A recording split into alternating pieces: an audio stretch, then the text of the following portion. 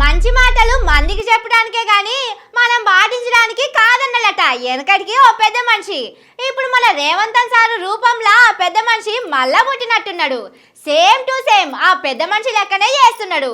ఇంకొందరు పెద్ద మనుషులు కూడా అదే పని చేస్తున్నారు. ఆ కథ ఏందో అడుచుకుందాం పండ్రి. కోడలను తిట్టి అత్త అదే తప్పు చేసిందన్నట్టే ఉన్నది రేవంత్ సారు కదా. ముఖ్యమంత్రి కాకముందు మందు మీద ఎన్ని మాటలు చెప్పిండు సారు. రాష్ట్రాన్ని తాగుబోతుల తెలంగాణ చేస్తున్నారని కండ్లకెళ్ళి నీళ్లు వరదలై పారంగా బాధపడ్డాడు. ఊర్లో 10 వార్డులు ఉంటాయి, 20 బెల్ట్ షాపులు అయినాయి. ఎట్లా బతకాలి మీరు ఆలోచన చేయండి. ఇవాళ ఇంట్లో ఆయనే తాగుబోతైతేనే కష్టం ఉంటే పిల్లగాడు కూడా తాగు వచ్చినాక వానెక్కడ పట్టాలి, ఈయనెక్కడ పట్టాలి? వీళ్ళు చేసే మీరు కష్టం చేసి సంపాదించింది దాచిపెట్టే రూపాయి బెల్ట్ షాప్ వాళ్ళకే గట్టే పరిస్థితి వస్తే ఇక సంసారాలు ఏమన్నా బాగుపడతాయా? మీరు ఆలోచన చేయండి. ఇవాళ ఎవరైనా పిల్లగాడు తాగుపోతే పిల్లనిస్తాడా? మీరు ఆలోచన చేయండి అక్కలారా. ఊర్లల్లా ఇండ్ల కంటే బెల్ట్ షాప్లే ఎక్కువ ఉన్నాయన్నట్టు చెప్పిండు సారు.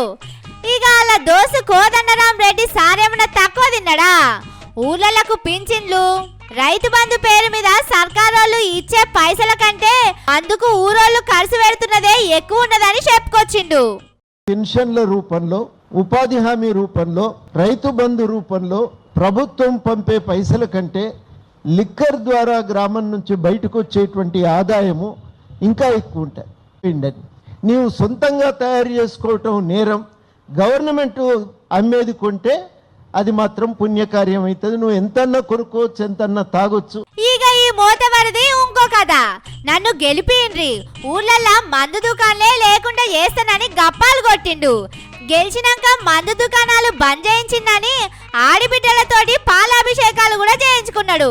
కానీ చూడుండ్రి, టైము పాడు లేకుండా ఎట్లా తాగి ఊగుతున్నారో పొలగాన్లు.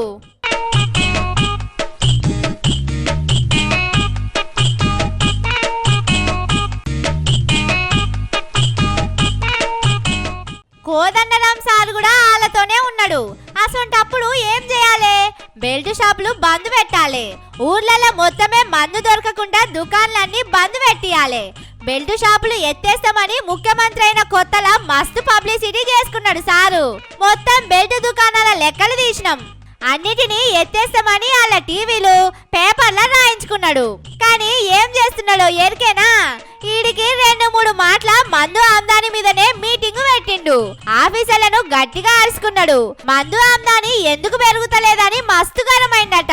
మందు మీద వచ్చే పైసలు నెలకిన్ని పెరగాలే గాని ఎందుకు తక్కువైతున్నాయని మస్తు కోపం చేసిండట. మళ్ళీ పారి మీటింగ్ పెట్టే వరకు ఆమ్దాని పెరగకుండా మంచిగుండదని చెప్పిండట సారు. పాపం ఆఫీసర్లు పైకం గట్టిగా రాకుంటే ఏడమా పేగులు తీసి మెడలేసుకుంటాడోనని మస్తు భయపడుతున్నారట.